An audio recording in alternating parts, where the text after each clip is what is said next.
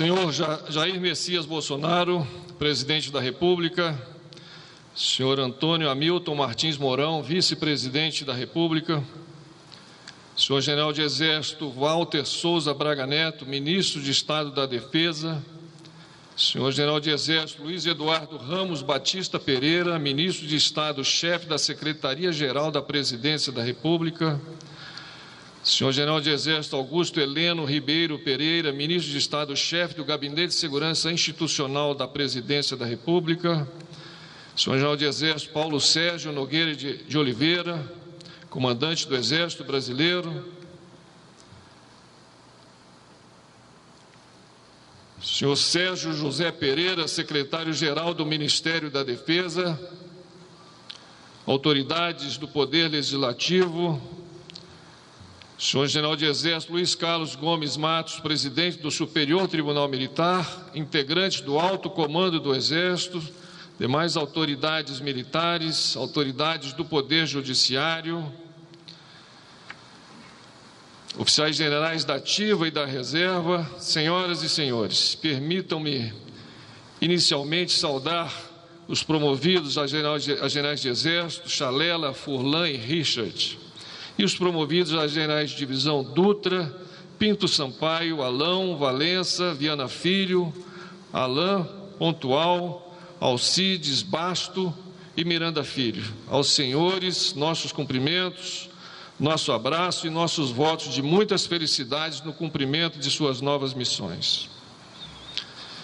Senhoras e senhores, em nome do Exército Brasileiro, por delegação do nosso comandante, general Paulo Sérgio, tenho como chefe do Estado-Maior do Exército a honra de saudar os companheiros recém-promovidos a general de brigada. Ressaltamos hoje com muita alegria a presença dos familiares dos homenageados nesta cerimônia tão significativa. Esta situação somente foi possível em função do avanço consistente das medidas contra a Covid-19, pandemia que tão profundamente afeta o mundo desde o ano passado. Assim, ao cumprimentar os generais promovidos, estendemos aos seus entes queridos os votos mais sinceros e calorosos de felicidade que lhes formulam os integrantes do Exército Brasileiro. Caros generais de brigada Triane, Gobert, Abreu, Ferraz, Paulo Sérgio, Carvalho Lima, Everton, Medeiros, Pimentel, Bispo, Peixoto, Ivan, Camei, Ísola, Oliveira, Rabelo, Rocha Lima e Américo. Repete-se o processo admirável pelo qual nossa instituição se revigora pela salutar renovação dos quadros da sua mais elevada hierarquia. No restrito círculo dos oficiais generais, mais que em outros, o exercício pleno da liderança é condição necessária para o engrandecimento do Exército. A essência da profissão militar, o emprego em situações de guerra e de não guerra, exige o discernimento para lidar em ambientes incertos, repletos de informações difusas e muitas vezes contraditórias, em situações de desfecho imprevisível. O desafio permanente será reagir adequadamente a essas incertezas, amparando-se na experiência e no conhecimento acumulados, tendo por base as referências de nossa profissão. Valores militares como o amor à pátria e a fé na missão, atributos como honra pessoal e sentimento do dever, e os pilares da hierarquia e da disciplina. Possuímos uma singular forma de perpetuação de valores. Faz parte do ethos militar a transmissão do legado de experiência e de conhecimento reunido em muitos anos de tarimba aos companheiros mais modernos. Acontece no dia a dia da instrução militar, nas mensagens das formaturas diárias, nas celebrações dos feitos dos grandes heróis de nossa história e nas cerimônias de passagem de comando. Tal prática, exaustivamente realizada em todos os círculos hierárquicos e potencializada no âmbito dos generais, realça o espírito de corpo e da solidez da nossa instituição, possibilitando que ela vença os desafios mais difíceis e atravesse os tempos mais revoltos, mantendo-se firme no cumprimento de sua nobre destinação. Este verdadeiro pacto de gerações se manifesta nesta significativa cerimônia. Na entrada deste salão, conduzindo as espadas de generais que serão outorgadas aos promovidos, os cadetes da Academia Militar das Agulhas Negras encontram-se perfilados, constituindo uma guarda de honra, não somente abrilhantando, mas também representando o mesmo compromisso dos nossos antepassados e daqueles que se encontram em extremos opostos da hierarquia militar. Cabe relembrar neste momento a ação de comando do então coronel Alberto Mendes Cardoso, comandante do Corpo de Cadetes durante o período de formação dos senhores, que tinha a faculdade de transformar as formaturas da AMAN em verdadeiras sessões de fortalecimento dos atributos militares, de consagração dos princípios de guerra e de reforço do pacto entre gerações. É do general de Exército Cardoso um artigo publicado no e-blog de 15 de março de 2016, cujo trecho eu trago à reflexão dos senhores. O artigo constitucional que nos impõe disciplina e hierarquia como bases organizacionais nos aponta um norte nos momentos em que consideramos afrontados os nossos valores. O rumo indicado é o da confiança nos camaradas ocupantes de postos na cadeia de comando, tendo sempre em mente que todos temos a mesma formação ética e moral, a mesma participação no fortalecimento e na sustentação do caráter permanente das instituições militares e a mesma certeza de que só somos fortes quando unidos. Assim, a mensagem que se depreende é: sejam os chefes que inspiram confiança nos seus subordinados e exerçam o papel que lhes cabe na consecução dos objetivos do Exército e no cumprimento de suas missões constitucionais. Falemos agora sinteticamente sobre os princípios de guerra, para que se juntem as referências profissionais elencadas anteriormente. Consagrados pela experiência, constituem-se em normas básicas de procedimento para a condução da guerra. Não são regras fixas a serem aplicadas sem um adequado estudo de Estado-Maior. E é por isso que a sua correta interpretação e aplicação são pertinentes para os que ingressam no círculo dos oficiais generais. A literatura castrense ocidental consagra 9 princípios como os de maior relevância: objetivo, ofensiva, manobra, massa, economia de meios ou forças, utilidade de comando, unidade de comando, simplicidade, surpresa e segurança, havendo registros de alguns outros em manuais militares. Apesar de não serem hierarquizados, quero destacar 5 deles para a consideração dos senhores.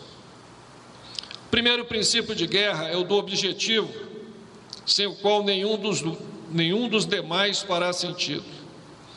Ele diz respeito ao estabelecimento de objetivos claramente definidos e atingíveis, a fim de se obter os efeitos desejados. É ele que define o cumprimento da missão, orienta a estratégia e possibilita a convergência de esforços. O objetivo mal definido resulta em má estratégia, que nenhuma boa tática será capaz de corrigir.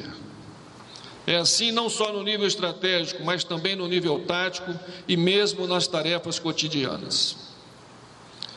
Os objetivos do Exército Brasileiro se confundem com a sua missão e estão claramente estabelecidos no artigo 142 da Carta Magna. Cuidem para que sejam atingíveis, não negligenciando o provimento de todos os recursos necessários e tendo em vista que a missão precípua de nossa força é a defesa da pátria. O segundo princípio é o da simplicidade, como são simples os próprios princípios de guerra.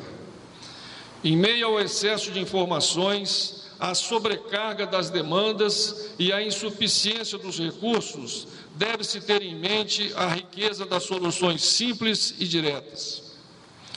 Nosso Exército tem efetivos reduzidos e disponibilidades orçamentárias acanhadas, em face da amplitude de todas as suas missões e responsabilidades para com a nação brasileira, uma população que já se aproxima de 214 milhões de pessoas, habitando um território gigantesco, riquíssimo de recursos naturais, com imensos vazios demográficos e, por isso mesmo, sempre alvo de cobiça. O princípio da economia de meios é caracterizado pelo uso econômico das forças e pela distribuição judiciosa dos meios disponíveis, poupando-os nas ações secundárias e preservando-os para obtenção do resultado máximo nos locais e momentos decisivos. Ele se revela, então, fundamental, obrigando a sua prática diuturna, com estabelecimento de prioridades e o emprego dos recursos, tendo por foco a máxima contribuição para o incremento do poder de combate da nossa força. Ainda assim, diante das justificadas demandas orçamentárias da força, que nada mais pretende senão servir à pátria com todo o vigor e toda a eficiência que a dimensão estratégica de nosso país exige, a semelhança do que há muito foi relatado a respeito dos militares por Muniz Barreto, em sua carta ao rei de Portugal. De tempos em tempos, corações mesquinhos lançam-lhes em rosto o pão que comem, como se os cobres do pré pudessem pagar a liberdade e a vida. Publicistas de vista curta acham-nos caros demais, como se alguma coisa houvesse mais cara que a servidão. Eles, porém, calados, continuam guardando a nação do estrangeiro e de si mesma. A economia de meios propicia de forma mais completa a aplicação de outro princípio, o da massa, que no seu aspecto operacional exige a concentração de forças e seu emprego com a máxima intensidade no local e no momento apropriados, de forma a provocar o desequilíbrio no poder de combate decisivo para a vitória no campo de batalha. Já em sua vertente institucional, é materializado pela coesão de nossa força para o cumprimento de sua missão constitucional, com fé e determinação inabaláveis, com todas as suas capacidades convergindo para o propósito máximo de sua atividade fim, a defesa da pátria. Cabe, por fim, destacar o princípio da unidade de comando, caracterizado pela concentração do poder decisório em uma única autoridade, cujas ordens devem ser acatadas e cumpridas sem a concorrência de outras fontes de decisão. É da unidade de comando que brotam a coesão e a sinergia necessárias ao cumprimento das missões mais difíceis, especialmente quando a autoridade para decidir vem acompanhada da liderança que motiva e inspira os subordinados.